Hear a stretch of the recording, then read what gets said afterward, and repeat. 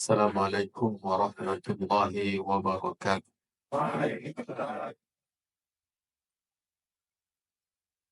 Alhamdulillahi rabbil alamin wa bihi nasta'inu ala umuri dunya waddin.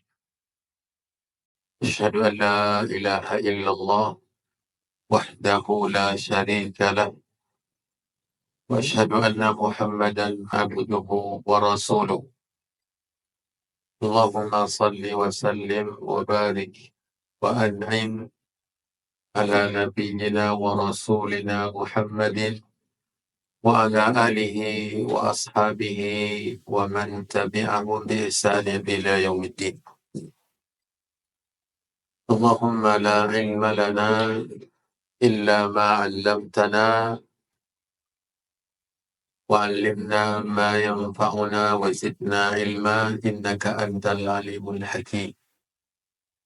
Ya hayyu ya qayyum bi rahmatika nastaghith aslih lana sya'nana kullahu wa la takilna ila anfusina tarfat 'ain. Amma ba'du, Bapak-bapak, saudara-saudara, ya, semoga nantiasa dirahmati, dimuliakan, dan diridhai oleh Allah Subhanahu wa Ta'ala. Alhamdulillah, kita bersyukur kepada Allah Subhanahu wa Ta'ala yang di pagi hari ini dalam suasana sejuk, gerimis, belum berhenti, rahmat diturunkan oleh Allah ke bumi. Maka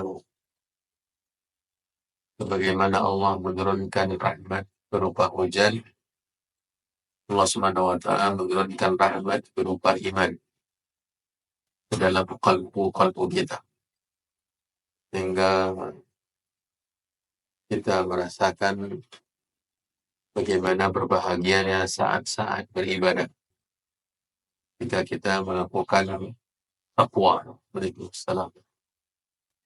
Semoga hendaknya Allah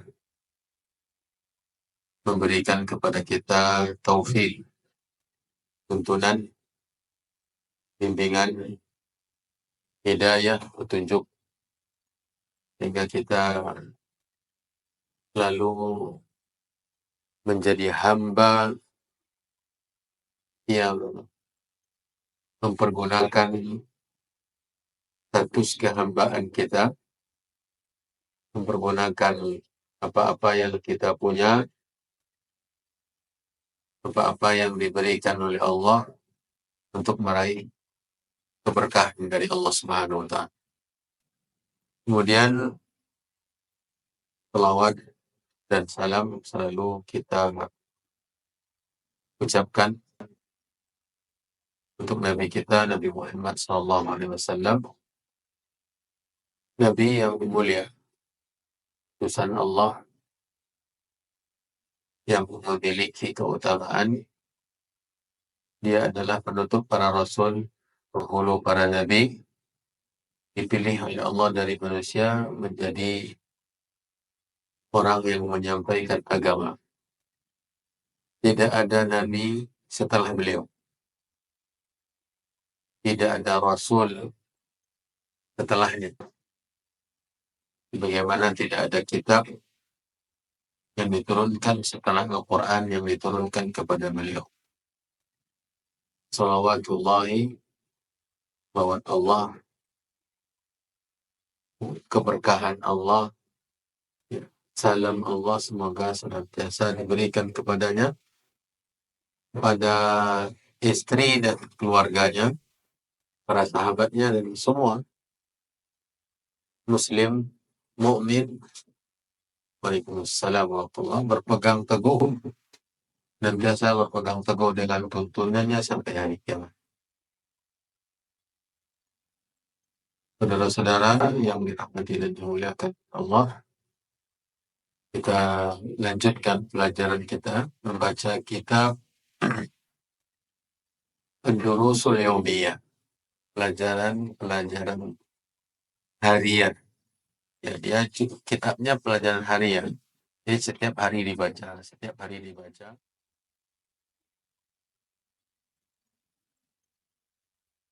Kitab ini seakan-akan pelajaran mingguan. Per pekan kita baca.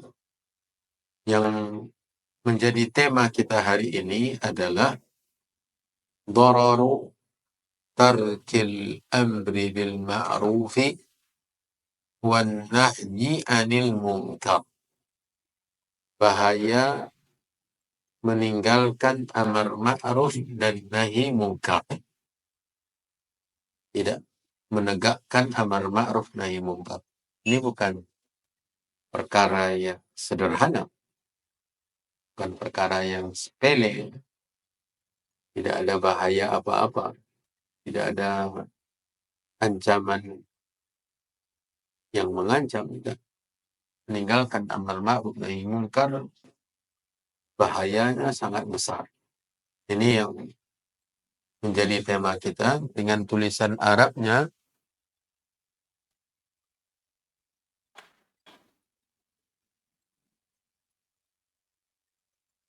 Dararu tarki al-amri bil ma'ruf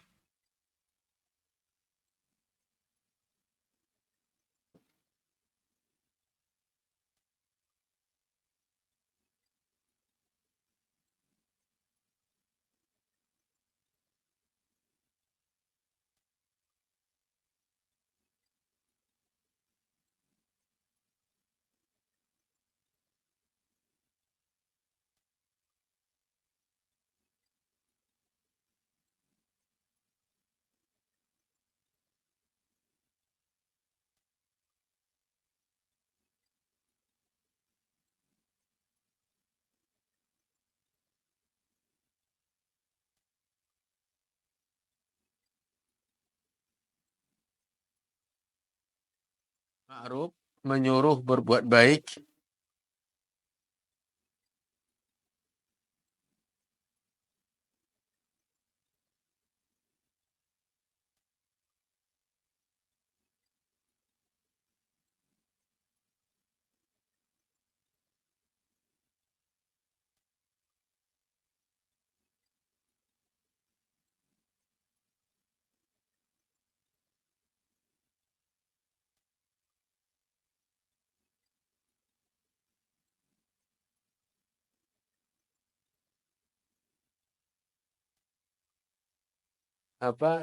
hidup apatis, hidup egois. Lu, gue. Anda mau apa sih lah? Urusan saya, bukan urusan. Sekarang emangnya urusan lu? Itu. Nah, ini yang sekarang ubah. Melihat saudara kita berbuat dosa, lalu kita nasihati. Nah, muncul kata-kata tadi, urusan apa lu sama gue? Ternyata ini bukan sederhana, ini sangat berbahaya. Sangat berbahaya. Ini pelajaran kita. Dararu tarkil amri bil ma'ruf wan nahyi anil. Bahaya menegakkan amar ma'ruf nahi munkar. Tidak ada nasihat menasihat. Ya. Tidak ada nasihat menasihat. Tidak ada cinta sesama karena iman. Makanya agama kita ini tegaknya dengan nasihat. Nabi bersabda, ad-dinun nasihatu. Agama itu nasihat. Diulang 3 kali oleh Nabi. 3 kali diulang. Agama Islam ini nasihat. Agama Islam ini nasihat. Agama Islam ini nasihat. Kata para ulama, maksudnya ada tegaknya agama Islam dengan adanya nasihat-penasihat.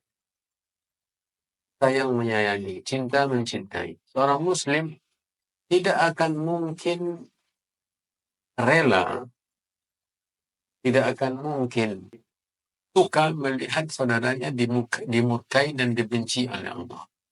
Melihat saudaranya berbuat dosa yang mengancam dia masuk neraka. membuat dia terancam masuk neraka. Dia akan pegang tangan saudaranya, ayo bangkit. Mari kita tinggalkan dosa. Ini dosa. Ini ancamannya murka Allah. Allah mengancamnya neraka. Ditegakkan dengan lemah lembut, dengan kasih sayang. Inilah agama. Nanti di pembahasan kita ini, kita akan pelajari sisi ancamannya, bahayanya, efek buruknya, dampak negatifnya bila hidup ini, hidup seorang muslim dengan muslim yang lain, apatis. Kan tak peduli. Egois, mengurusi diri sendiri. Itu yang tadi kita ungkapkan istilah yang marak sekarang. Ketika seseorang dinasihati, dia mengatakan, memang urusan ini saya yang melakukan. Yang berdosa saya, yang masuk neraka saya, yang dibenci oleh Allah saya. Tidak ada hubungannya dengan Anda. Itu bagi yang dinasihati. Bagi yang mengingatkan dan mencegah, terkadang ketika dia jika dia disuruh untuk menasihati saudaranya, itu bukan urusan saya. Dia yang mau masuk neraka, dia yang mau berdosa, urusan saya. Padahal yang melakukan itu tetangganya. Ini dalam agama Islam tidak ada kamusnya. Ada kamus ini. Islam justru tegak di atas nasihat-nasihat. Sekarang ketika kita masuk ke pembahasan ini, yang pertama, sebagaimana biasanya, penulis membawakan kepada kita dalil-dalil. Karena memang agama ini tegak dengan dalil.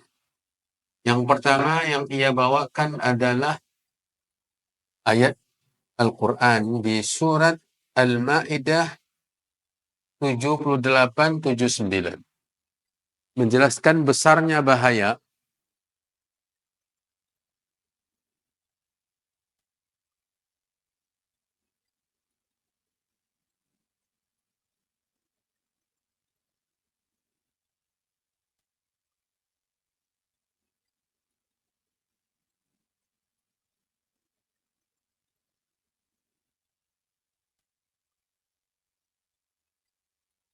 Allah Subhanahu wa taala berfirman menceritakan tentang Bani Israel. Bani Israel adalah salah satu keluarga besar yang turun-temurun. Mulai dari akar permulaannya yaitu Nabi Yakub. Ini akar asal dari Bani Israel. Nabi Yakub bin Ishaq bin Ibrahim. Yakub bin Ishaq bin Ibrahim. Ya. Makanya Israel itu artinya adalah Abdullah. Dalam bahasa Arab, Abdullah. Ya. Yang dimaksud dengannya adalah Nabi Yakub. Nah, keturunan Nabi Yakub inilah yang dikenal dengan Bani Israel. Anak-anaknya, anak cucu-cucunya. Anaknya 12, anak Nabi Yakub 12, salah satunya Nabi Yusuf, saudara kandungnya Binyamin, kemudian 10 saudaranya yang tidak seibu. Yang seayah seibu 2, yang sisanya tidak seibu. Seayah, yaitu anak Nabi Yakub. Nah, dari mereka yang 12 inilah nanti Bani Israel. Dan dia keluarga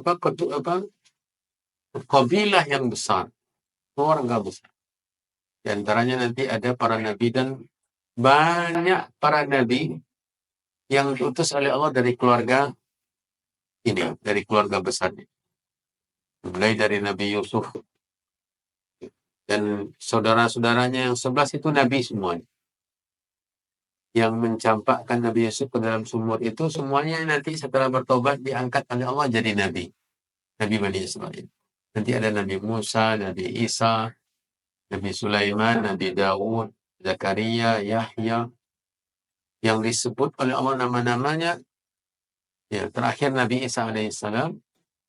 Ya, yang disebut atau yang tidak disebut oleh Allah nama-namanya sangat banyak.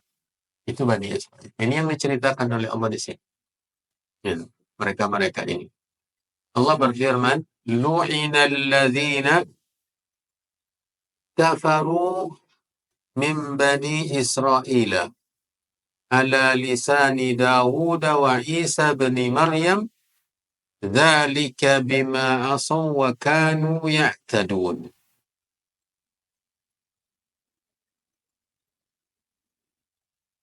Lu'ina alladhina kafaru min bani Israila. Lu'ina telah dilaknat. Ini dia bahaya. Ini yang masuk ke bab kita. Apakah laknat itu tidak bahaya? Bahaya. Makna laknat, ini kita perlu tegaskan. Makna dari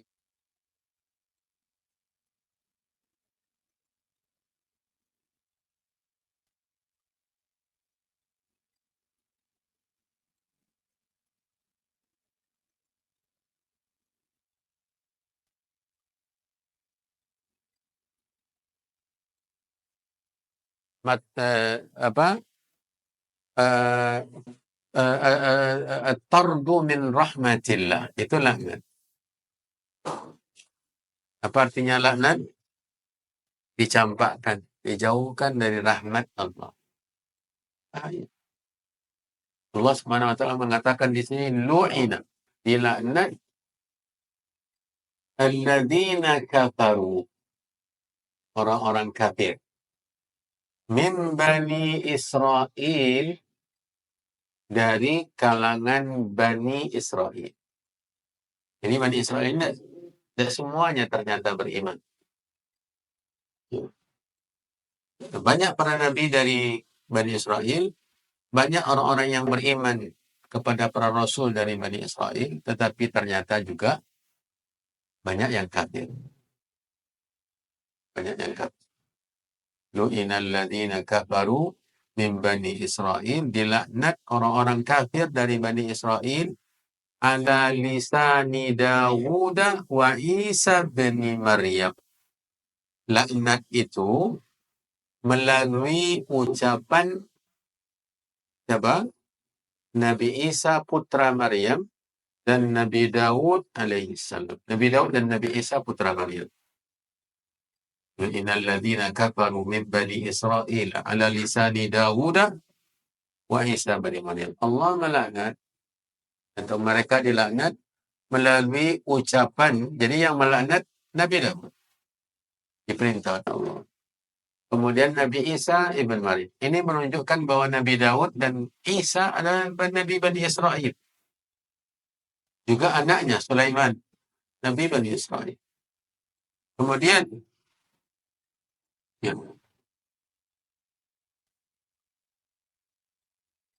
apa sebabnya?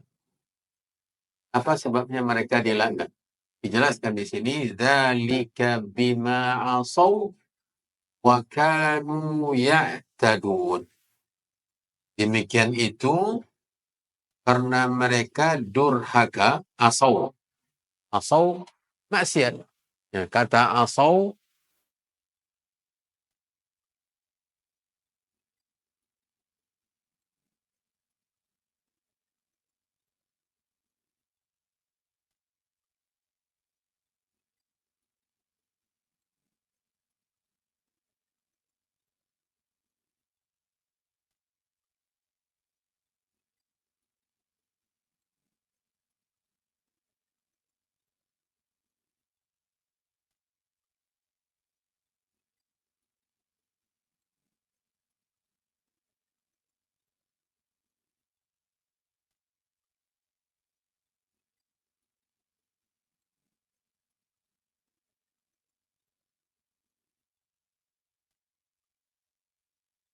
tetapi karena banyak jadi asaw. Ada waw menunjukkan banyak. Asaw. Demikian itu karena mereka berbuat maksiat. Siapa? Orang kafir dari Bani Israel. Kemudian yang kedua, ya, zalika bima asaw wa kanu ya'tadun. Ini yang kedua penyebabnya. Maksiat, dosa.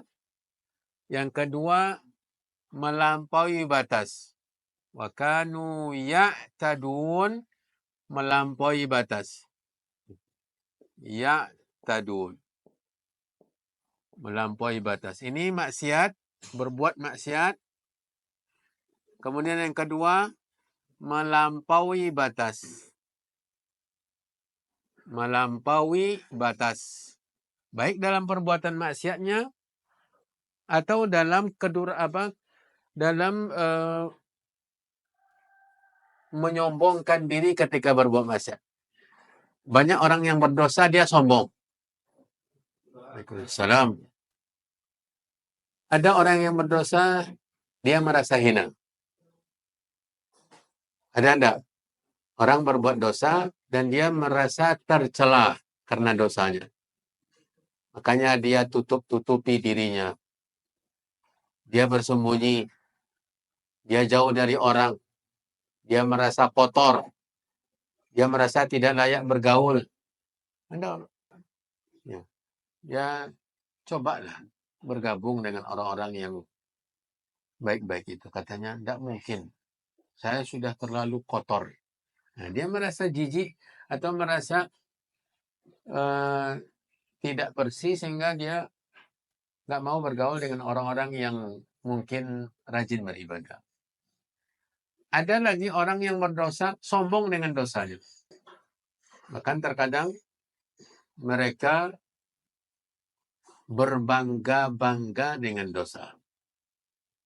Bahkan orang tidak tahu dia berbuat dosa, tetapi justru dia share. Dia share, dia sebarkan, dipostingnya dosanya kepada orang lain. Ini ya'tadun dalam berdosa. Sudah berbuat maksiat, kemudian menyombongkan diri pula. Nah, ini ya'tadun. Itu yang kedua. Yang pertama, ya'tadun terlalu banyak berbuat dosa. Melampaui batas dalam berbuat maksiat terlalu banyak. Yang kedua, itu tadi, berbangga-bangga dengan perbuatan dosa. Dan bahkan mereka melakukan dosa itu di hadapan orang-orang yang menjauhkan diri dari dosa. Seperti kemarin di bulan Ramadan, orang berpuasa, dia tidak berpuasa. Dia tidak merasa cukup dengan sekedar tidak berpuasa. Tetapi dia pertontonkan kepada orang yang berpuasa bahwa dia tidak berpuasa. Bahkan sengaja itu diperlihatkan. Nah, ini ya'tadun, melampaui batas dalam berbuat maksiat. Itu ayat yang ke-78. Sebab yang ketiga dari laknat ini, sebab yang ketiga yang dijelaskan dalam dua ayat itu adalah kanu la yatanahawna. Ini yang berhubungan dengan bab kita. Kanu la yatanahawna. La tidak, yatanahawna saling mencegah. Yatanahawna saling mencegah, melarang. Kanu la yatanahawna am munkarin fa'alu. Dari perbuatan mungkar yang mereka kerjakan. Tidak ada amar ma'ruf. Tidak ada nahi mungkar. Ini penyebab yang ketiga dari laknat. Lu'inal ladhina kafaru min bani Israel ala lisani Dawud wa Isa bin Maryam. Dilaknat orang-orang kafir. Sebenarnya penyebab yang pertama yang tersembunyi di situ, siapapun orangnya, apapun bangsanya, apapun bahasanya, dimanapun tempat tinggalnya, penyebab dari laknat yang pertama kufur itu sendiri. Ya. Alladzina kafaru. Kufur penyebab utama walaupun tidak disebutkan secara zahir di sana. Lu'inal ladzina kafaru min bani Israel ala lisani Dawud wa Isa bin Maryam. Dzalika bima asaw. Yang demikian itu karena mereka berbuat maksiat. Ya. Dzalika bima asaw wa kanu ya'tadun, dan mereka melampaui batas. Ya. Kemudian yang ketiga, dan ini yang berhubungan dengan bab kita, dengan judul kita, yaitu tidak ada nahi mungkar. Kanu la yatanahawna am munkarin fa'alu. Mereka tidak saling mencegah dari perbuatan mungkar yang dilakukan oleh mereka. Jadi membiarkan kemungkaran terjadi di mana-mana. tersebar. Orang hidupnya sendiri-sendiri, mengurusi masing-masing diri masing-masing. Memang ada yang pergi sholat ke masjid berjamaah. Memang banyak yang berpuasa. Memang banyak yang menjaga diri untuk tidak berbuat dosa. Tetapi orang-orang yang durhaka bertebaran seakan-akan tidak ada yang mengingkari. Ya. Nah, ini yang tidak tegak amar ma'ruf nahi munkar. Kanu la yatanahawna an munkarin fa'alu. Mereka tidak saling mencegah dari perbuatan mungkar yang mereka lakukan. Labih sama kanu yaf'alun. Ini ancaman kedua. Ancaman bahaya yang pertama laknat. Yang kedua adalah pernyataan Allah bahwa perbuatan mereka seburuk-buruk perbuatan. Labih sama kanu yaf'alun. Di sini di bawah. Labisa benar-benar buruk. Ya. Benar-benar buruk. Labisa makanu apa yang adalah mereka melakukan. Yaf'alun. Ini kedua bahayanya. Allah mengklaim bahwa itu perbuatan yang sangat buruk. Sudahlah dilaknat, dijauhkan dari rahmat.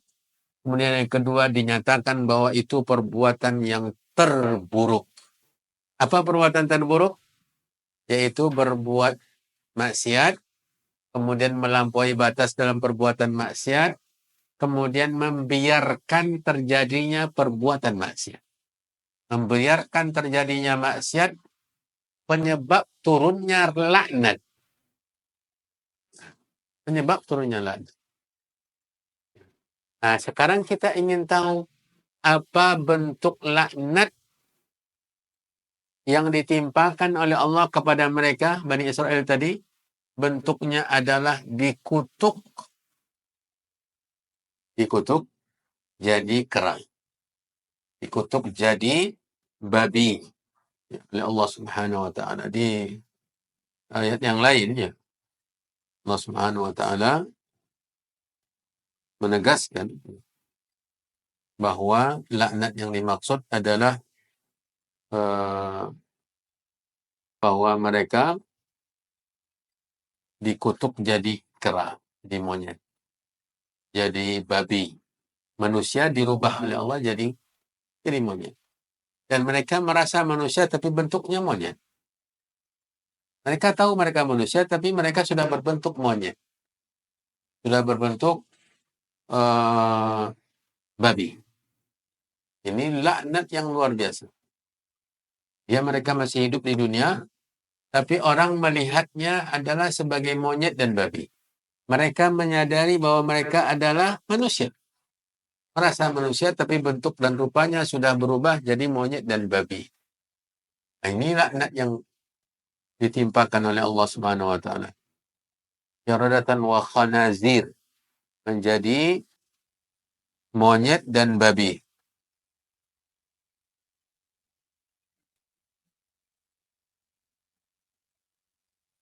Di beberapa suratnya dalam Al-Quran, seperti surat Al-Baqarah, ya, Allah menegaskan mereka itu dikutuk jadi monyet.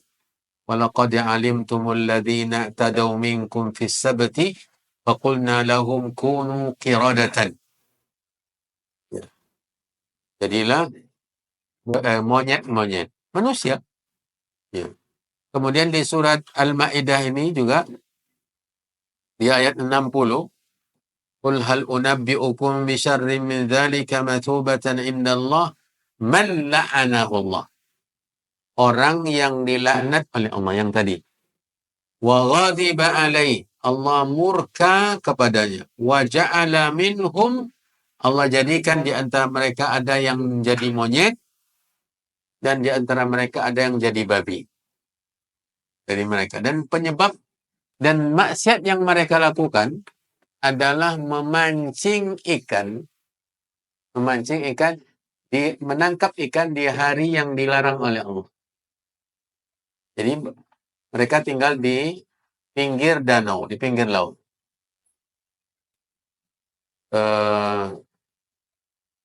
Allah Subhanahu wa taala menguji mereka, memberikan ujian dengan melarang mereka untuk menangkap ikan di hari Sabtu.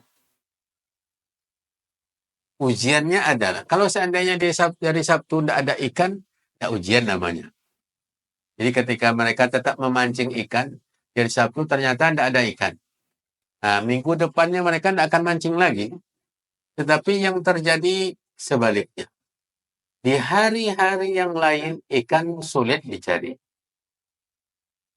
Seharian mereka memancing tidak dapat banyak atau bahkan tidak dapat seekor pun. Di hari Sabtunya, yang Allah melarang mereka menangkap ikan di hari itu, banjir ikan. Di permukaan air itu ikan semua. Lalu, inilah memanipulasi larangan Allah. Ini yang terjadi sampai hari ini.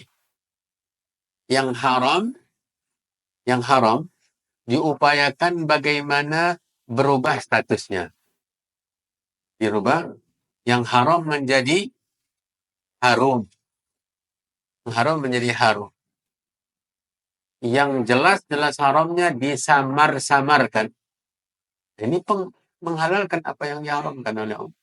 Ini kekufuran. Makanya ini sebenarnya belajar atau menjadi gurunya Bani Israel. Mereka seakan-akan merasa cerdas dengan ini. Ya memang kita dilarang di hari Sabtu menangkap ikan, tapi kan kita bisa mencari cara bagaimana dapat ikan banyak. Mereka pasanglah perangkap ikan itu di hari Jumat. Jadi perangkapnya mereka pasang di hari Jumat, kalau sekarang mungkin jaring. Gitu. Dipasang jaringnya di hari Jumat, tentu tidak ada dapat ikan hari Jumatnya. Nah, mereka biarkan jaring itu terpasang di hari besoknya. Jadi mereka tidak ambil. Dipasang hari Jumat, berarti tidak melanggar. Kan yang dilarang kan hari Sabtu. Mereka pasang di hari Jumat dan mereka tidak mengambil jaring tersebut di hari yang sama. Mereka biarkan jaring itu terpasang sampai hari Sabtunya. Ketika hari Sabtu, ikan banyak. Lalu, kapan mereka mengambilnya? Mereka mengambilnya di hari Ahadnya. Apa yang terjadi? Tidak ada pelanggaran. Kan yang dilarang menangkapnya hari Sabtu. Kami memasang penangkapnya hari Jumat. Dan mengambil jaringnya kapan? Hari Ahad. Apa larangannya? Ya. Apa larangannya? Tidak ada kan larangan. Cerdas dalam melanggar larangan Allah. Ini cerdas yang tercela dan ini yang ada di otak manusia. Bagaimana yang dilarang itu menjadi tidak terlarang. Menjadi seakan-akan tidak terlarang. Ini penyebabnya. Ini asal cerita. Karena tidak semua yang melakukan itu. Sebahagian. Makanya orang-orang kafir ada di sana yang memang tidak menangkap di perkampungan itu. Tidak semua yang melakukan pelanggaran itu. Yang sisanya ada terbagi dua. Yang pertama yang mengingatkan. Datang orang-orang yang benar-benar sadar. Bapak-bapak, yang kalian lakukan ini sebenarnya juga menangkap ikan. Karena ikan yang kalian tangkap itu ikan yang di hari Sabtu. Bukan ikan di hari Jumat. Bukan ikan di hari Ahad. Ikan yang di hari Sabtu yang didatangkan oleh Allah itu yang kalian tangkap. Nah, engkau tidak tahu. Mungkin mereka mengatakannya. Nah, itu kemudian juga masalah tadi. Urusan apa kamu dengan kami? Ya. Nah, kami tidak merugikan Anda.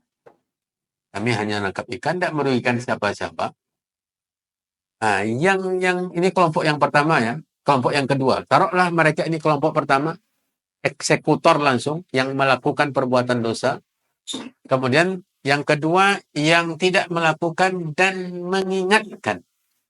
Ini Ibnu Katsir yang membagi mereka ini di tafsir ayat tersebut. Ada yang mengingatkan agar ditinggalkan. Kemudian yang ketiga ini yang sekarang kita bahas. Kelompok yang ketiga yang lu gue. Yang ketiga, urusan apa kita dengan mereka? Mereka menangkap, urusan mereka. Nanti kalau ada nanti bencana kan mereka saja. Kita kan tidak melakukan. Kata yang ketiga tadi. Nampak oleh kita tiga kelompok terbagi. Yang pertama pelaku dosa tadi, maksiat tadi. Yang kedua siapa? Yang mengingatkan dan menasihati. Kemudian yang ketiga yang masuk ke bab kita. Orang yang tidak peduli, apatis dengan kejadian di sekitar. Mereka merasa mengurus diri sendiri. Kata Ibnu Katsir, laknat yang tadi, lu'inal ladzina kafaru min bani Israel, yang dikutuk oleh Allah Subhanahu wa taala, yang pertama pelaku, kemudian yang kedua yang apatis tadi, yang tidak peduli. Sementara yang menasihati diselamatkan oleh Allah Subhanahu wa taala. Karena mereka menegakkan nasihat menasihati, ingat mengingat. Nah, ini dalil yang pertama. Bahaya yang bisa kita ambil dari ayat ini yang disebabkan oleh tidak tegaknya amar ma'ruf nahi mungkar adalah laknat dari Allah. Dan laknat yang diceritakan dalam ayat itu adalah dikutuk jadi monyet dan kera. Jadi kera dan babi. Jadi monyet dan babi. Nah, kemudian penyebabnya adalah tidak saling menasihati. Tidak ada nahi mungkar. Alasannya, kan saya bukan pelaku. Mereka silakan mau ngurus di sendiri, mau berdosa, mau ini urusan mereka. Nah, ini penyebabnya ternyata yang mengatakan itu termasuk yang dikutuk oleh Allah. Bukan pelaku saja. Dan saya teringat ayat Allah Subhanahu wa taala sebagai penegasan juga. Allah berfirman, "Wattaqu fitnatan la tusibanna alladhina zalamu minkum khassah." Kata Allah berfirman, takutlah kalian kepada fitnah yang tidak hanya menimpa, fitnah di sini adalah hukumannya. Fitnah ini maksud adalah hukuman yang tidak hanya menimpa orang-orang yang berbuat zalim saja. Kita layangkan ingatan kita ke tragedi Desember 2004. Tsunami. Kira-kira yang menjadi korban itu, kalau seandainya benar-benar terjadi maksiat di hari itu, apakah mereka saja yang jadi korban? Banyak yang menjadi korban. Bukan berarti yang menjadi korban yang bukan pelaku ini semuanya orang-orang yang tidak mengingkari. Ada juga mungkin yang mengingkari. Tetapi bencana itu menimpa semua. Hukuman itu meliputi banyak orang. Makanya Allah mengingatkan, wattaqu fitnah, takutlah kepada ancaman fitnah, yaitu hukuman, bencana, bala, siksa yang tidak hanya menimpa pelaku-pelaku saja. Bagaimana kita mengakutinya? Menakuti bencana tersebut dengan menegakkan amar ma'ruf nahi mungkar. Tegaknya amar ma'ruf nahi mungkar. Saling menasihati untuk melakukan kebaikan. Mengajak orang untuk berbuat baik, untuk sholat, untuk puasa, untuk yang lain-lainnya dari ibadah. Mengajak orang untuk mengaji agama, membaca Al-Quran, menjaga silaturahim, berbakti kepada kedua orang tua, bersedekah, berinfak, dan seterusnya. Ini semuanya amar ma'ruf. Sementara nahi mungkar mencegah orang-orang yang berbuat dosa. Dari yang sekecil-kecilnya sampai yang sebesar-besar. Melakukan pelanggaran. Bila ini tegak, maka kita aman dari hukuman. Dari bencana dan laknat Allah Subhanahu wa taala. Ini Bapak-Bapak, dalil yang pertama dari Al-Quran. Bahayanya tadi kita sudah tahu ya. Ancaman laknat dari Allah. Kemudian kita pindah ke dalil kedua. Ini lebih indah lagi, lebih menarik lagi. Hadis Nabi SAW, hadis yang dikeluarkan oleh Imam Bukhari, hadis sahih. Dan ini yang dipersyaratkan oleh penulis, bahwa dia bila mengeluarkan hadis, maka hadisnya hadis-hadis sahih. Yang sekarang adalah hadis sahih dikeluarkan oleh Imam Bukhari dari sahabat yang mulia Nu'man bin Bashir.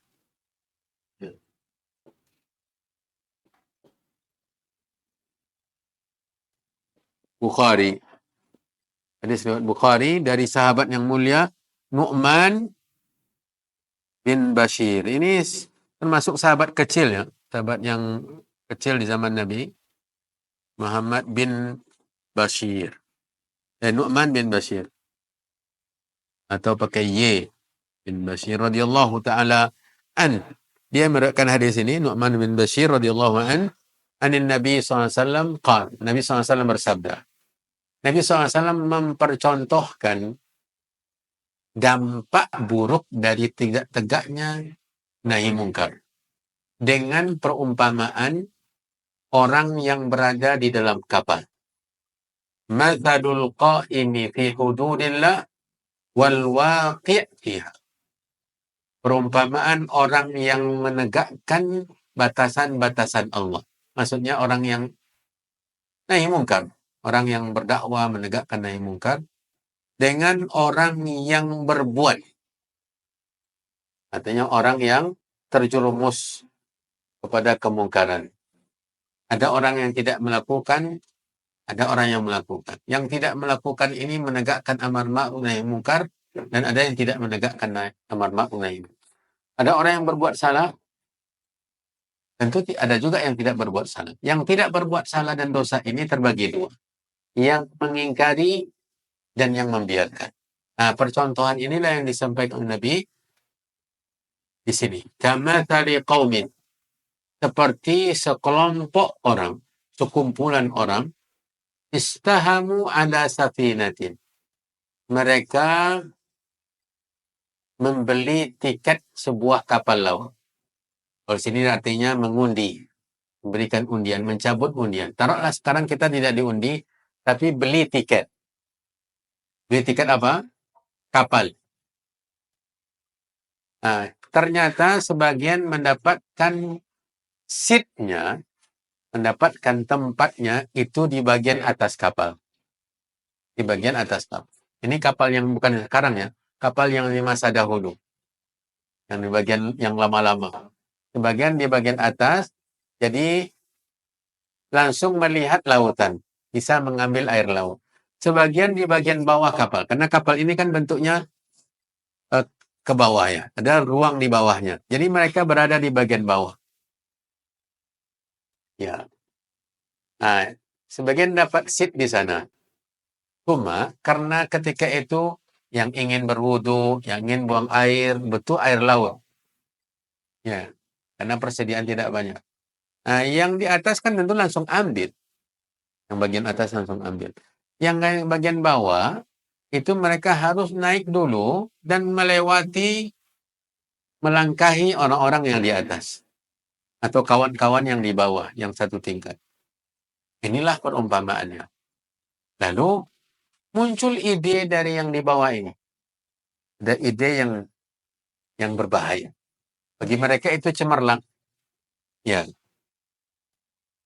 Daripada kita menyusah-nyusahkan orang ketika naik ke atas untuk ambil air. Melangkahi orang yang tidur, terkadang terpijak kakinya, pijak kain-kain, pakaian barang bawaannya untuk naik ambil air. Kita bocorkan saja dari bawah. Itu dia. Kita bocorkan saja dari bawah. Ini kata Nabi SAW. Kamathali qaumin istahamu ala safinatin fasara ba'duhum a'laha wa ba'duhum asfalaha. Bagian mendapat tempat di atas, bagian di bawah. Wa kana alladhi fi asfaliha idza istaqaw min al-ma' marru ala man fawq. Yang di bawah nanti kalau ingin ambil air nanti pasti akan melewati, melangkahi, mengganggu orang yang di atas. Faqalu, lalu mereka mengatakan, memiliki pandangan. Lau anna kharaqna fi nasibina kharqan wa lam nu'dhi man fawqana. Bagaimana kalau kita lubang sedikit saja badan kapal ini sehingga kita tidak perlu menyakiti dan mengganggu untuk mengambil air yang di atas. Ya. Nah, ini kejadiannya. Berarti yang melobangi ini itulah perbuatan maksiat. Yang melobangi ini itu yang berbuat maksiat. Yang tidak melobangi ini yang menyaksikan, yang mengetahui. Nah, muncullah sikap-sikap tadi. Kata Nabi, فَإِنْ تَرَكُوهُمْ Wa ma aradu halaku jami'an. Kalau yang lain-lainnya tidak peduli dengan ide tadi, ya kalian mau lobangilah. Ya. Apa yang terjadi? Semuanya tenggelam. Yang di bawah, di atas tenggelam. Karena kapalnya yang tenggelam. Itulah perumpamaan tadi. Itu yang perumpamaan tadi. Bila dibiarkan orang-orang berbuat dosa tanpa ada yang peduli dengan anggapan bahwa dia kan urusan dia, tidak ada hubungan dengan saya. Dia mau berdosa. Siapa? Ini dia memang tidak berbuat dosa, tapi itulah tanggapannya sama dengan ini. Kalau mereka ternyata tidak ada yang mengingkari ide tadi dan tidak ada yang protes, tidak ada yang mengingatkan, maka semuanya terancam tenggelam sama kapal-kapal.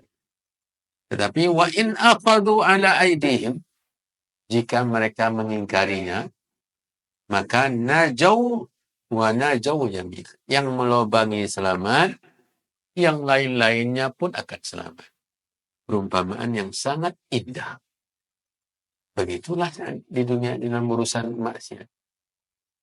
Bila sebagian berbuat dosa, lalu diingatkan, didakwahi, dinasihati oleh yang lain, maka selamat semuanya.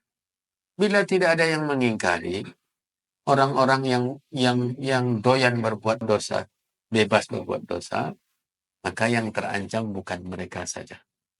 Yang terancam dibinasakan oleh Allah atau dihukum oleh Allah juga orang-orang yang tidak mempedulikan, orang-orang yang tidak menegakkan amar ma'ruf nahi munkar.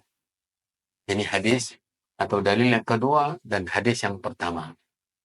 Nampak bahayanya bila tidak ada amar ma'ruf nahi munkar di suatu umat, sebagaimana jelaskan Nabi, ammahumullahu bil bala. Allah akan sebarkan bala, bencana. Dan berbagai macam bentuknya. Harga naik menjulang tinggi dan tidak pernah turun, harga barang.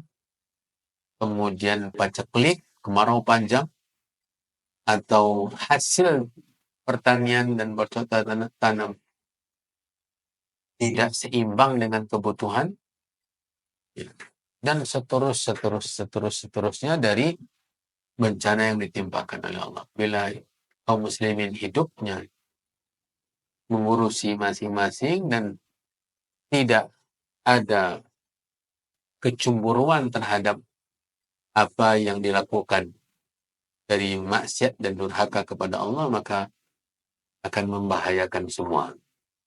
Kemudian yang kedua, hadis kedua, hadis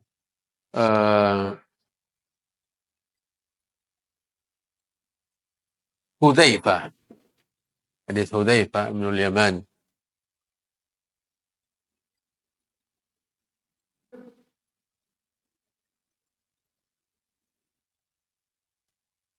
Hadis riwayat Hudzaifah bin Al-Yaman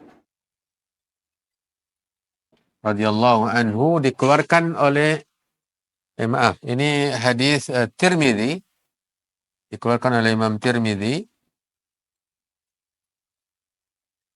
dari sahabat Hudzaifah ibnul Yaman bin Al-Yaman. Ya. Hadisnya disahihkan oleh seorang ulama hadis, yaitu Al-Albani, dihasankan. Hasan ini salah satu dari jenis hadis yang menjadi dasar dalam agama kita. Ada namanya sahih, di bawahnya hasan. Hadis hasan termasuk hadis dalil. Hadis dalil. Bunyinya, walladzi nafsi biyadih. Nabi SAW bersumpah. Walladzi nafsi biyadih. Demi zat yang jiwaku di tangannya. Maksudnya demi siapa? Jiwa kita di tangan siapa? Di tangan Allah. Nabi SAW bersumpah dengan Allah dengan ungkapan tadi. Demi zat yang jiwaku di tangannya. La ta'murunna bil ma'ruf wa la tanhawunna 'anil munkar. hendaklah kalian menyuruh berbuat ma'ruf dan hendaklah kalian mencegah dari perbuatan. Diperintah oleh Nabi. Ditegaskan perintahnya dengan sumpah, kemudian dengan lam taukid, lam menegaskan, menekankan di awal, kemudian nun bertasdid di ujung. La ta'murunna. Ya, ada nun bertasdid, ini penekanan.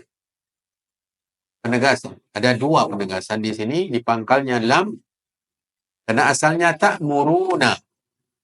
Kemudian ditambahkan lam di bakal la ta'muruna. Kemudian dan nun lagi di ujungnya la ta'murunna. Benar-benar hendaklah kalian menyuruh berbuat baik. Begitu juga mencegah dari perbuatan mungkar. Berarti ditegaskan dengan 3 penegasan, yaitu sumpah, lamnya, kemudian nunnya. Perintah dari Nabi. Kalau tidak dilakukan, ini bahayanya. Kalau tidak dilakukan, padahal Nabi sudah begitu tegas menyuruh. Tegakkan amar ma'ruf dan nahi munkar. Benar-benar tegas Nabi menyuruh. Tetapi bila tetap tidak dilakukan oleh kita, maka kemungkinan kedua, ini bahaya. Apa kemungkinan kedua? Aw la yushikanna Allah ay yab'atha 'alaikum iqaban minhu.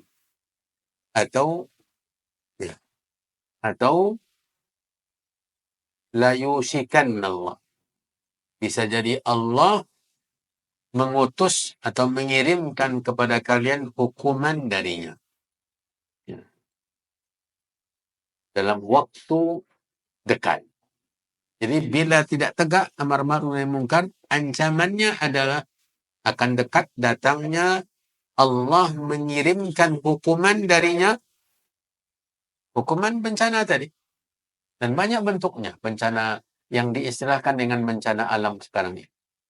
Dari berbagai macam bentuk dan rupa. Banjir, longsor, gempa, apalagi kekeringan, dan yang lain-lain. Nah, kemudian termasuk juga bencana adalah susahnya rezeki. Susahnya rezeki. Harga juga, harga tinggi. Ini termasuk hukuman.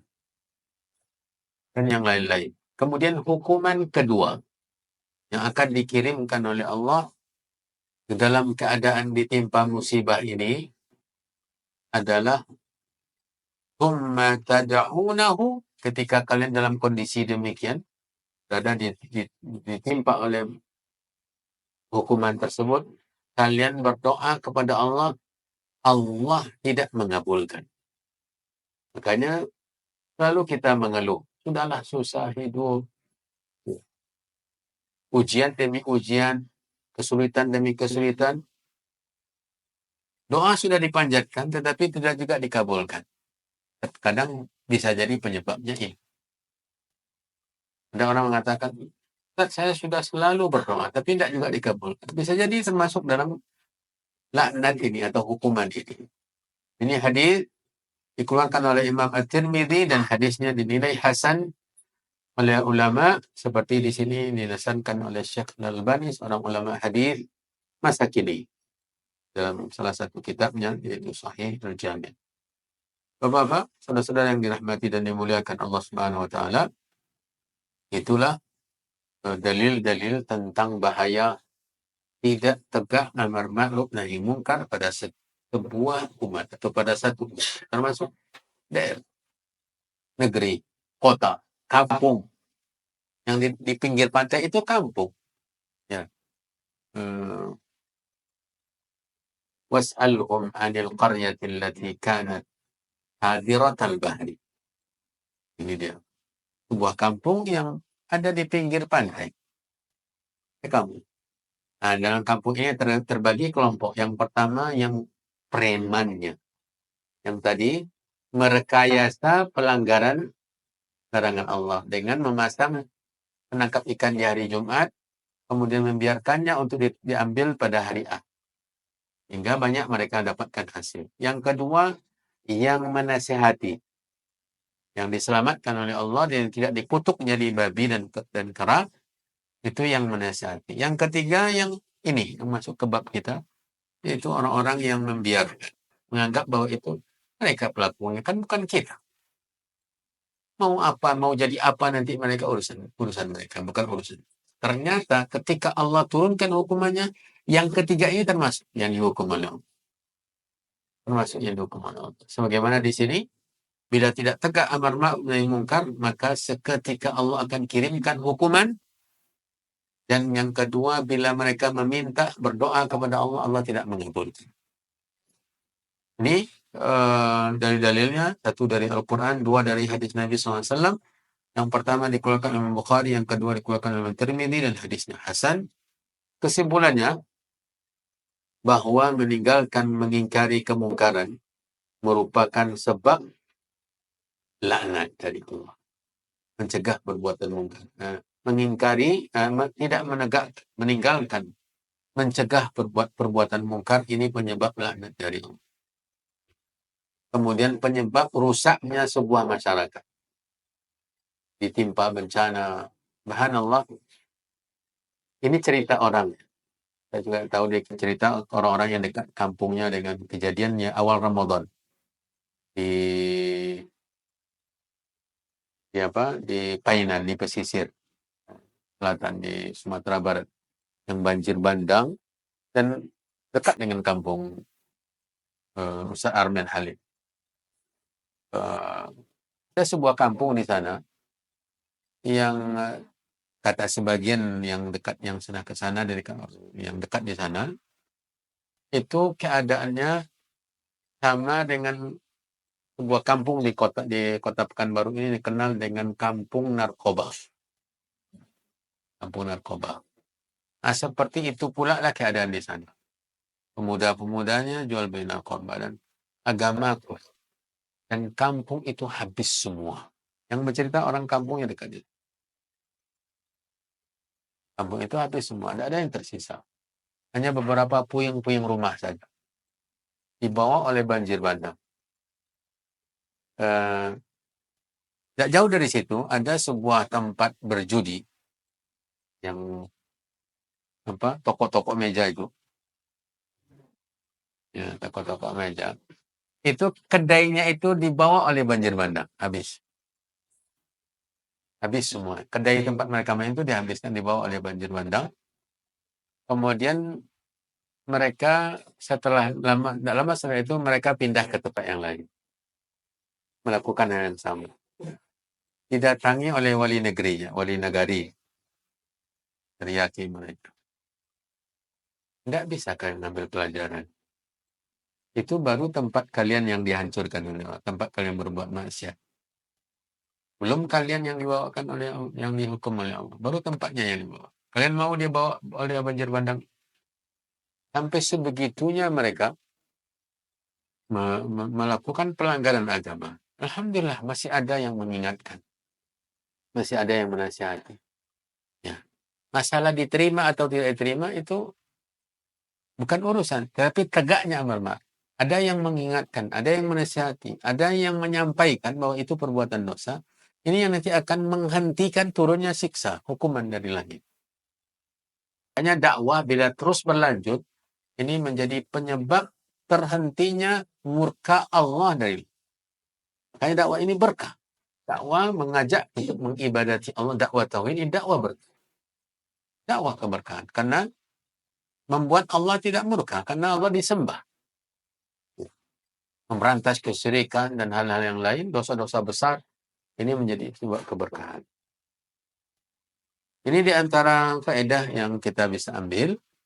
Bapak saudara dirahmati dan dimuliakan oleh Allah. Jadi pelajaran kita sekarang ini tentang bahaya tidak tegaknya dakwah, tidak tegaknya amar ma'ruf nahi mungkar di suatu umat, dan sangat menakutkan bahaya. Wallahu taala alam.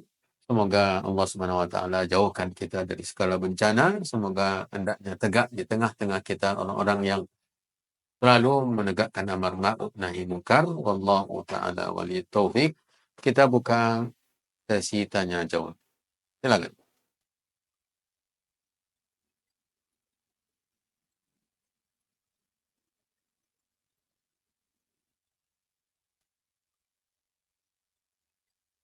Nah, silakan.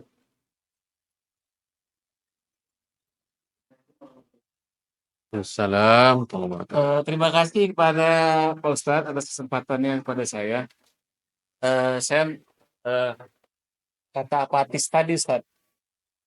Kalau saya lihat di lingkungan eh, tempat tinggal ataupun di tempat kerja, yang saya herankan sikap apatis itu bagi seorang Muslim ini kebanyakan Muslim dibanding orang-orang yang non Muslim.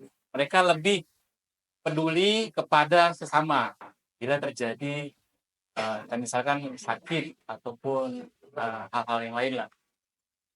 Jadi sikap apatis itu bila kita uh, menjumpai seorang muslim yang sikap apatisnya kurang, apa yang harus kita lakukan, Ustaz?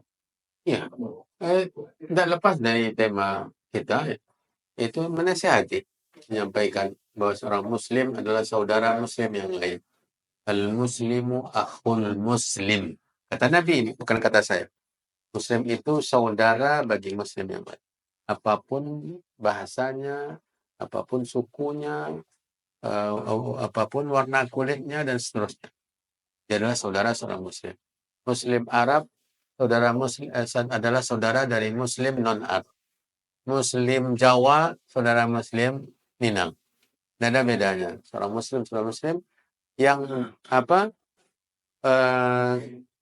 nilai-nilai yang harus ditegakkannya adalah la yadhlimuhu wa la yahsiruhu. Dia tidak menzalimi, tidak menyakiti, tidak menghina, tidak merendahkan.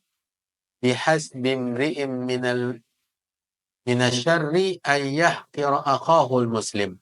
Cukuplah standar buruknya Islam seseorang ketika dia merendahkan saudara muslimnya. Ini sampai. Hakul muslimi alal muslimi itu. Hak seorang muslim atas muslim yang lain ada 6. Ya.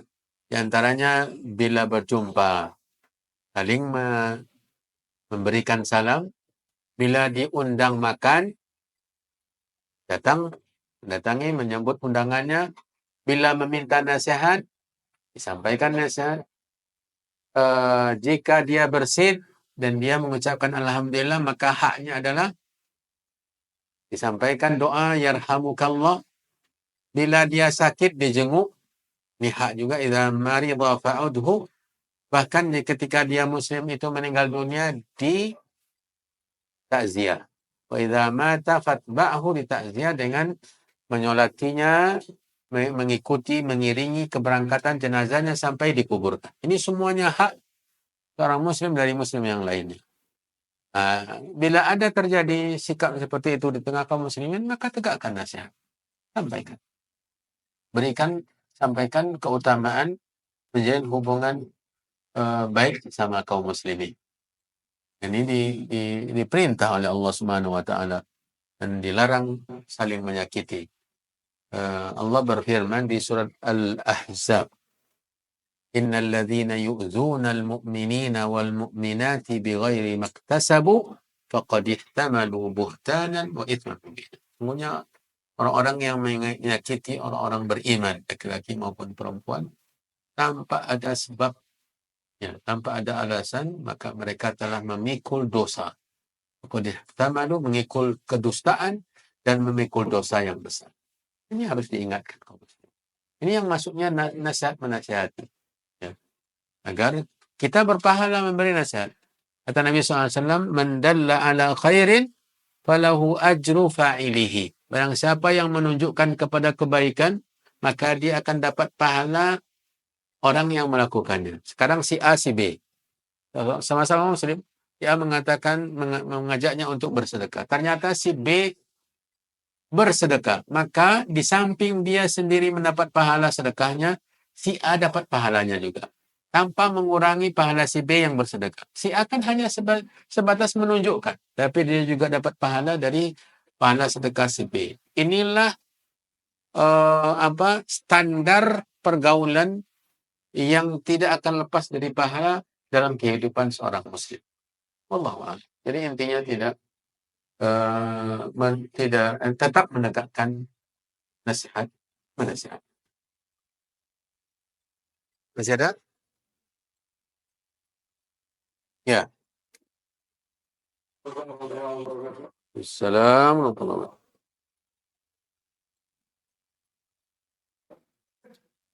Terima kasih.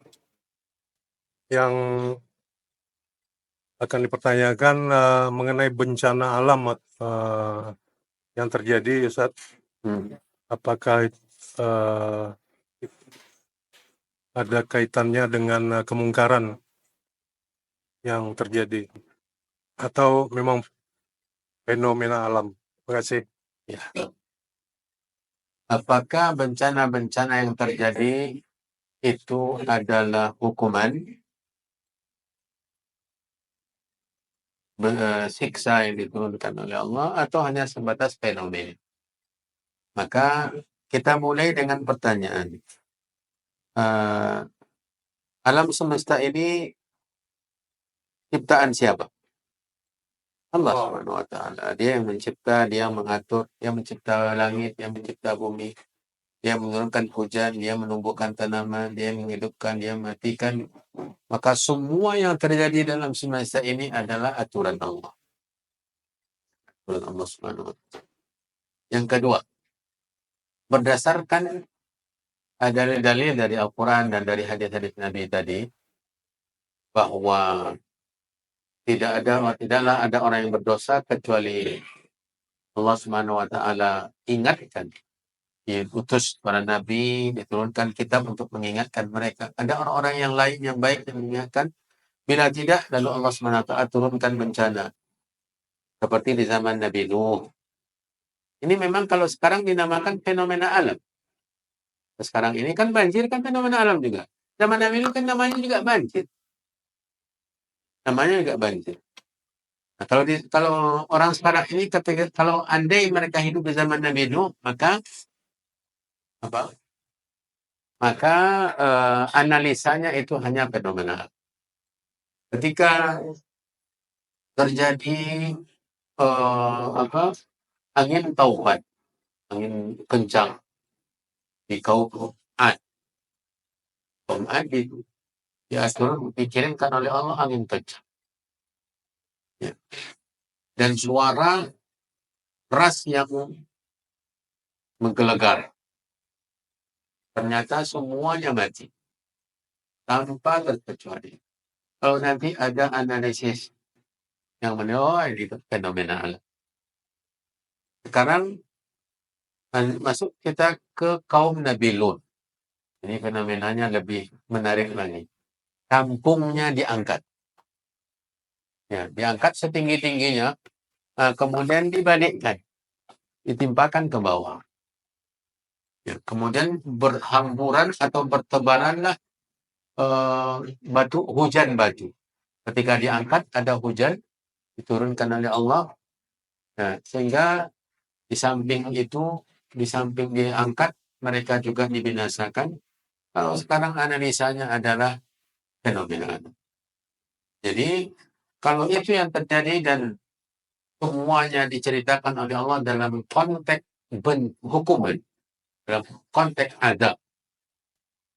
Mulai dari zaman Nabi Nuh sampai Fir'aun yang ditenggelam dengan bala tentara, diceritakan oleh Allah konteksnya adalah siksa, hukuman. Fir'aun dengan bala tentaranya masuk ke dasar laut. Tidak berenang, tidak pakai kapal, tidak pakai sampan. Tidak berenang, tidak pakai kapal, tidak pakai sampan. Mereka melihat ada jalan tol dari pantai arah Mesir itu, dan ada 12 jalur jalan lurus. Dan mereka melihat di seberang sana orang Bani Israel nampak melewati jalan yang sama. Maka mereka pun masuk. Nah, ketika Bani Israel sudah sampai naik ke daratan, dan Fir'aun dengan semua bala tentaranya sudah berada di dasar lautan, Allah Subhanahu wa Ta'ala mengembalikan air seperti semula. Awalnya ditahan, seakan-akan ada yang menahannya. Dia tidak mengering. Air itu tidak membeku. Hanya ada sesuatu yang ketika Nabi Musa memukulkan tongkatnya ke laut, terbelahlah 12 belahan tadi. dari ujung ke ujung, dari seberang ke seberang. Dasar laut yang terbuka. Jadi dasar lautnya yang terbuka. Bagian dasar lautnya yang terbuka dan membentuk jalan tol. Tidak setetes air pun ada. Kering sekering-keringnya. Kemudian kedua pinggirnya seakan-akan dihalangi oleh sesuatu. Ketika Bani Israel sudah selamat semua sampai seberang, Fir'aun dengan bentaranya sudah berada di dasar laut, balik air itu seperti semula. Tidak ada satupun yang mengapung. Bukankah mereka nanti membawa kain, sesuatu yang memang menerima hukum mengapung? Ada enggak? Penutup kepala misalnya helm. Kalau helm masuk laut dia mengapung. Bola. Bagaimanapun kita menahannya dia akan ngapung. Seperti itulah dalam pakaian mereka. Ada sesuatu yang mengapung, tapi di permukaan air itu tidak ada apa. Seakan-akan tidak terjadi apa. Padahal semua belantara itu ada di dalamnya. Mati semuanya tanpa ada tanda-tanda kematian. Ya. Ini fenomena apa ini? Ada magnet di dasar Laut Merah, sehingga sepatu besi yang mereka bawa lengket, dan mereka tidak bisa buka sepatu. Ya, mati tenggelam semuanya. Lalu apa dengan Fir'aun? Fir'aun dimunculkan oleh Allah ke dasar laut. Ke permukaan laut. Fir'aun dimunculkan oleh Allah. Ditampakkan dia berenang-renang, padahal dia orang pinggir laut. Fir'aun itu kan orang pinggir laut. Kan tidak bisa berenang. Dia muncul kayak orang tenggelam. Nah, saat dia muncul ke permukaan, dinyatakannya dia beriman. Amantu bi'annahu la ilaha illallah. Saya beriman sekarang bahwa tidak ada bi'annahu la ilaha illalladzi amanat bihi Bani Israil. Kecuali Tuhannya Bani Israil. Itu pengakuannya. Hanya Fir'aun yang muncul. Itu pun untuk memperlihatkan kehinaannya. Mempertontonkan kehinaannya bahwa dia ternyata seiman dengan Bani Israil yang dia hina. Yang dia rendah, dia perbudak. Dia sembelih siapa yang mau dia suka. Dengan darah dingin. Bayi-bayi yang laki-laki disembelih. Dari Bani Israil. Nah, ketika itu dia mengaku beriman dengan Tuhan mereka. Nah, kemudian setelah itu, setelah dia dijawab oleh Allah, al-an. Sekarang baru beriman. Wa qad asaita qablu. Kau telah durhaka sebelum. Sudah banyak bukti-bukti, sudah banyak cara untuk agar kamu beriman, ternyata kamu tidak beriman. Itu apa fenomenanya? Fenomena dasar Laut Merah ada unsur magnet yang menarik kaki sehingga tidak bisa timbul. Ini kalau ada zaman sekarang itu akan mungkin kesimpulan ahli-ahli kita. Yang mukadimah tadi jangan lupa bahwa alam semesta ini ciptaan siapa? Ciptaan Allah. Allah yang mencipta langit, Allah yang mencipta bumi, semua aturan di dalam semesta ini Allah yang mengatur. Dia menerbitkan matahari dari timur, dia pula yang menenggelamkan di barat. Dia nanti akan berkehendak untuk menerbitkan matahari dari barat. Tidak ada satu ilmu pun yang bisa memindahkannya kembali ke timur. Dan kalau Allah sudah katakan kepada matahari terbit dari barat, sebagai tanda hari kiamat, tidak ada ilmuwan yang bisa mengembalikan. Ketika Allah Subhanahu wa Ta'ala hentikan hujan dalam waktu yang lama, ini fenomena alam? Iya. Maka bisa manusia untuk menurunkan hujan? Dan hujan buatan itu saja anggarannya luar biasa. Biayanya besar. Dan persentase keberhasilannya pun tidak banyak. Sudah susah payah membawa garam, diturunkan di awan, belum tentu hujan. Mereka juga mencari kualitas awan yang mereka cari. Kalau memang berkualitas awannya untuk menurunkan hujan, itu pun juga belum berhasil. Kalau Allah tidak berkehendak jadikan awan itu jadi air, tidak jatuh. Padahal sudah sekian ton. Kalau itu secara ilmiah, bagaimana pula dengan pawang hujan ini? Tidak ada garam, tidak ada apa-apa, cuma komat kabit. Nah, ini masalahnya, bahwa di semua yang terjadi dalam semesta ini adalah aturan Allah. Allah yang mengatur. Ia yang nanti berkata kepada langit, terbelah. Maka langit terbelah. Yang mengatakan kepada bintang-bintang, berjatuhan. Berjatuhan. Dia mengatakan kepada matahari dan bulan, hilang cahayamu. Maka matahari hilang cahayanya, bulan hilang cahayanya. Siapa yang bisa mengatakan kalau itu masalah fenomena alam? Kalau bukan diatur oleh Allah Subhanahu wa taala. Iya memang fenomena, tetapi ada yang mengatur di belakangnya. Ia yang mengatakan kepada gunung longsor. Dia yang mengatakan kepada air sungai banjir dia. Diturunkan hujan. Makanya fenomena alam di zaman Nabi Nuh, Allah yang mengatakan ke langit. Langit turunkan hujan. Bumi pancarkan mata air. Kata Allah dalam Al-Quran, "Fafatahna abwabas sama", kami bukakan pintu-pintu langit bima'im munhamir, dengan menurunkan hujan yang sangat deras. Kejadian kemarin itu. Saya dari Kubur Sakat, habis zuhur hujan lebat. Kemudian ada beberapa saat setelah itu, kami berada di sana, kemudian pulang. Tahu-tahunya di rumah banjir. Belum beberapa jam kan. Sampai di gang rumah, belum masuk ke jalan gotong royong itu sudah sudah ada sak-sak ini. Masuk ke jalan Jenderal, maka simpang masjid itu sudah banjir. Ternyata depan rumah sudah selutut air. Bayangkan dalam waktu tidak lebih dari 2 jam. Mudah Allah untuk menenggelam. Hujan diturunkan Allah, yang menurunkan Allah. Makanya Allah berfirman di banjir Nabi Nuh, kepada langit turunkan. Turun. Allah firmankan ke bumi, pancarkan mata air. Kata para ulama tafsir, mata air keluar bahkan dari bawah tungku yang sedang menyala. Dari bawah tungku orang sedang masak, muncul mata air.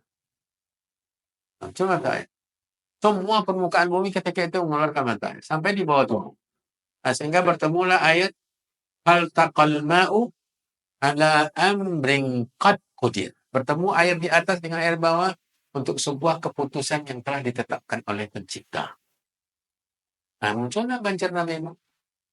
Jadi dia memang fenomena, tetapi yang menetapkannya Allah Sang Pencipta. Subhanahu wa ta'ala. Jangan sampai kata fenomena ini membuat kita semakin dangkal keyakinan kita bahwa itu adalah teguran dari. Makanya ketika ada bencana yang memakan korban yang banyak, muncul cerita-cerita di pasca kejadian itu bahwa ini sebabnya, ini sebab. Apalagi di daerah-daerah pinggiran, di pinggir-pinggir pantai. Banyak masih. Subhanallah, di hari raya itu sempat saya sangat khawatir di pantai.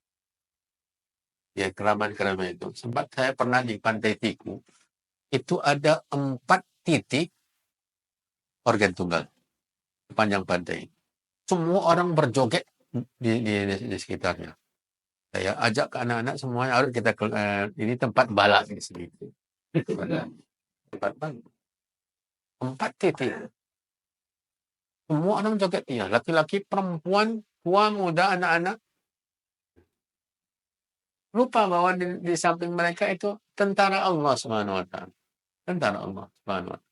Jadi memang diistilahkan dengan istilah apapun juga, fenomena atau apapun juga, tapi seorang mukmin harus yakin dan percaya bahwa alam semesta ini yang mengaturnya Allah. Allahu a'lam. Saya rasa cukup untuk hari ini pelajaran kita, mudah-mudahan bermanfaat untuk semua. Wallahu ta'ala waliyut taufiq, wa sallallahu wasallam wa baraka wa an'am ala nabiyyina wa rasulina Muhammad wa ala alihi wa ashabihi wa man tabi'ahum bi ihsanin ila yaumiddin. Wassalamualaikum warahmatullahi wabarakatuh. Waalaikumsalam warahmatullahi wabarakatuh.